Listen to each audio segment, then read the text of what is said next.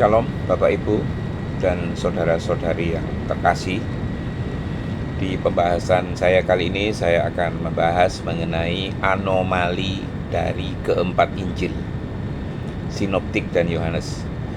Jadi Matius, Markus, Lukas yang adalah Injil-Injil Sinoptik dan Injil Kasih Karunia Yohanes itu ada anomalinya Bapak Ibu ya. Banyak orang mengira ada kontradiksi di antara Injil Sinoptik dan Injil Kasih Karunia. Tapi sebentar ya Bapak Ibu, akan dibuktikan sendiri justru di balik semua itu ada harmonisasi yang luar biasa dari bagian-bagiannya yang menunjukkan Allah telah mengaturnya dalam sebuah hikmat yang tiada tara dari orang-orang yang dipakai Allah untuk mengungkapkannya, Bapak Ibu. Ya. Ada 4 pertanyaan tentang kontradiksi yang berakhir dengan harmonisasi yang indah luar biasa dari firman Allah ya.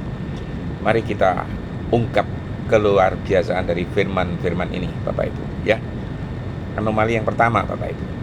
Mengapa di Matius 5 ayat dan Matius 5 sampai dengan Matius 7 dikatakan Yesus berkhotbah di bukit, tetapi di Lukas 6 ayat 17 sampai 49 dikatakan Yesus berkhotbah di tanah yang datar. Nah, ini memang salah satu anomali Injil yang sering diperbincangkan.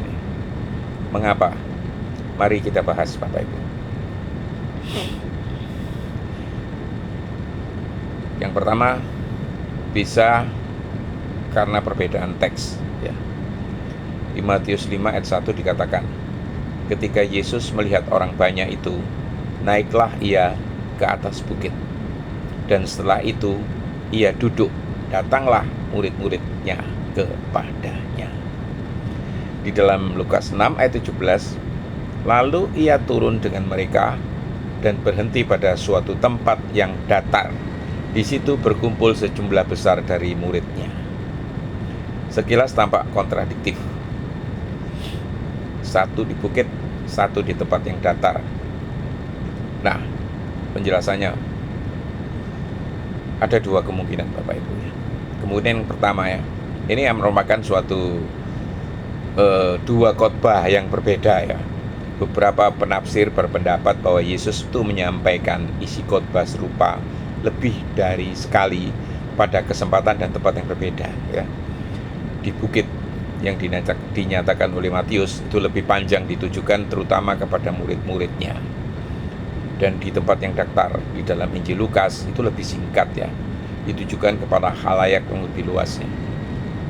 Yesus sering mengulangi ajarannya dengan variasi sesuai dengan audiens ya, seperti penginjil masa kini yang memberikan khotbah yang sama di kota yang berbeda itu ya. Kemungkinan yang kedua Bapak Ibu, satu khotbah tapi deskripsi lokasinya berbeda.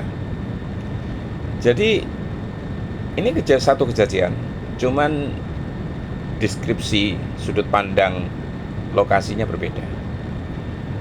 Ada juga penafsiran bahwa ini sebenarnya adalah satu peristiwa ya, yang saya katakan ini hanya dilihat dari perspektif yang berbeda. Yesus mungkin berada di lereng bukit ya. Dari sudut pandang Matius, Yesus naik ke atas bukit untuk duduk mengajar. Tapi dari sudut pandang Lukas, Yesus berkhotbah di tempat yang datar, sebuah teras atau di dataran di lereng bukit di mana orang banyak bisa berkumpul Bapak Ibu. Jadi ini bukan kontradiksi ya, melainkan 2 detail geografis yang sama-sama benar. Jadi di bukit itu adalah tempat yang datar, di atas bukit itu yang dimaksudkan. Jadi apa sebenarnya fokus dari teologi penulisnya? Manusia menekankan Yesus sebagai Musa yang baru ya. Musa memberikan hukum di Gunung Sinai. Yesus memberikan hukum baru atau hukum kasih di atas bukit. Ini adalah simbolisme yang penting di dalam Injil Matius ya. Lukas itu menekankan Yesus yang turun dekat dengan orang-orang, hadir di tengah kehidupan mereka. Itulah sebabnya ia menekankan tempat yang datar. Jadi kesimpulannya Bapak Ibu, tidak harus dianggap kontradiksi ya, melainkan perbedaan perspektif dan tujuan teologis penulis Injilnya. Bisa jadi memang dua khotbah berbeda dengan isi yang serupa. Bisa juga satu khotbah tapi dilihat dari sudut pandang yang berbeda ya. Yesus duduk di bukit. Dalam Injil Matius orang banyak berdiri di tanah datar. Di Injil Lukas, tapi di lereng bukit itu ada tempat yang datar. Itu yang dimaksud ya. Anomali kedua Bapak Ibu, mengapa ada perbedaan urutan pencobaan Yesus di padang gurun ya? Di Matius urutan terakhir iblis membawa Yesus ke gedung yang tinggi, sedangkan di Lukas urutan terakhirnya Yesus dibawa ke bait Allah.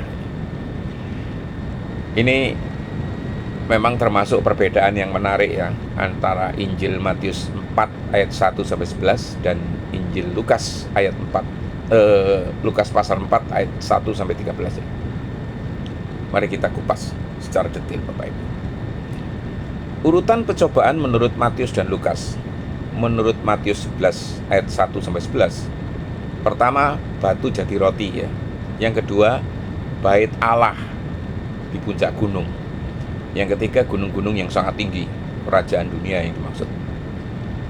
Dan menurut Lukas 4 ayat 1 sampai 13, yang pertama batu jadi roti, sama seperti Matius.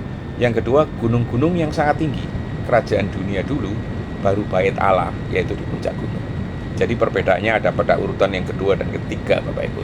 Mengapa ada perbedaan urutan? Ini bisa mengacu kepada tujuan teologis Matius ya.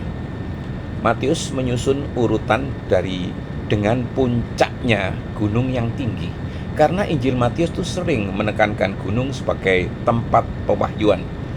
Gunung Sinai, hukum Taurat, khotbah di bukit, transfigurasi di gunung dan lain sebagainya ya. Puncak godaan di gunung, tawaran kuasa duniawi sebagai lawan itu jalan salib. Jadi Matius itu menutup narasi dengan klimaks, karena dunia juga kerajaan Allah itu. Nah, lain dengan tujuan teologi Lukas. Lukas justru menutup dengan Yesus di bawah Yerusalem atau bait Allah ya. Bagi Lukas, Yerusalem adalah pusat teologi Injil. Injil dimulai dan diakhiri di Yerusalem. Misalnya kelahiran Yohanes Pembaptis diberitakan di bait Allah. Yesus wafat dan bangkit di Yerusalem. Kisah para rasul juga dimulai di Yerusalem ya. Jadi Lukas menutup pencobaan dengan godaan di bait Allah, menekankan kota yang akan menjadi pusat misi keselamatan Bapak. Kedua, penulis tidak mengklaim urutan kronologis. Itulah poinnya. Kata penghubung Yunani yang dipakai di dalam narasi, tote di Matius, kai di Lukas, itu bisa berarti kemudian atau hanya dan. Artinya, kedua penulis mungkin tidak menekankan urutan kronologis ya, melainkan susunan literer sesuai pesan teologisnya masing-masing. Jadi kesimpulannya Bapak Ibu, Matius menutup dengan gunung tinggi. Klimak atau klimatisnya pada tawaran kuasa dunia menekankan Yesus sebagai Raja Mesias yang menolak jalan dunia. Sedangkan Lukas menutup dengan bait Allah di Yerusalem, klimaksnya pada pusat sejarah keselamatan, menekankan Yerusalem sebagai panggung karya Allah ini. Jadi bukan kontradiksi Bapak Ibu, melainkan perbedaan fokus teologis. Anomali ketiga, Injil Matius, Markus, dan Lukas itu menggambarkan pelayanan Yesus selama 1 tahun dengan hanya 1 kali kunjungan ke Yerusalem, yaitu saat menjelang wafatnya. Tetapi mengapa Yohanes mengatakan bahwa pelayanan Yesus sekitar 3 tahun dan 3 kali mengunjungi Yerusalem? Ini satu perbedaan besar antara Injil sinoptik, yaitu Matius, Markus, dan Lukas, dengan Injil Yohanes ya. Mari kita bahas dengan teliti ya. Gambaran Injil dalam Injil sinoptik ya. Matius, Markus, Lukas memberi kesan pelayanan Yesus pendek, sekitar 1 tahun saja. Kenapa? Karena mereka hanya mencatat satu kali kunjungan Yesus ke Yerusalem, yaitu pada saat menjelang penderitaan, wafat, dan kebangkitannya. Seluruh pelayanan Yesus di dalam sinoptik tampaknya berpusat di Galilea, Kapernaum, Nazaret, dan sekitarnya ini ya, wilayahnya ya. Sedangkan gambaran di dalam Injil Yohanes menuliskan bahwa Yesus itu pergi ke Yerusalem berulang kali, khususnya pada hari besar Yahudi. Contohnya, Yohanes 2 ayat 13 mengatakan, di Paskah pertama, Yesus menyucikan bait Allah. Di Yohanes 6 ayat 4, Paskah kedua, Yesus tampil juga di sini. Dan di Yohanes 11 ayat 55 dan di 12 ayat 1, di Paskah yang ketiga menjelang penyaliban, Yesus hadir. Dari sini banyak penafsir menyimpulkan pelayanan Yesus berlangsung sekitar 3 tahun. Mengapa ada perbedaan? Ya, pertama, ada perbedaan fokus penulisannya. Sinoptik lebih menekankan kepada pelayanan Yesus di Galilea. Perjalanan ke Yerusalem itu hanya dilihat sebagai klimaks menuju salib. Yohanes lebih menekankan kepada hubungan Yesus dengan Yerusalem dan hari raya Yahudi, karena Yohanes ingin menunjukkan Yesus sebagai penggenapan makna hari raya itu ya. Bisa jadi karena juga pemadatan narasi, Bapak Ibu. Sinoptik cenderung memadatkan kronologi, tidak mencatat semua kunjungan Yesus ke Yerusalem ya. Mereka memilih menyajikan struktur narasi yang sederhana: Galilea, Yerusalem, salib. Yohanes lebih detail di dalam kerangka waktu sehingga terkesan lebih panjang, 3 tahun. Bisa juga karena tujuan teologi, Bapak Ibu. Matius, Markus, Lukas ingin menunjukkan pergerakan pelayanan Yesus dari pinggiran, yaitu dari Galilea, menuju pusat agama, yaitu Yerusalem, sebagai klimatis penolakan terhadapnya. Sedangkan Yohanes ingin menekankan identitas Yesus sebagai anak Allah yang datang ke Yerusalem berulang kali, berkonfrontasi langsung dengan para pimpinan Yahudi dan menggenapi makna Paskah ini ya. Jadi kesimpulannya, sekali lagi Bapak Ibu, tidak ada kontradiksi, melainkan perbedaan perspektif naratif ya.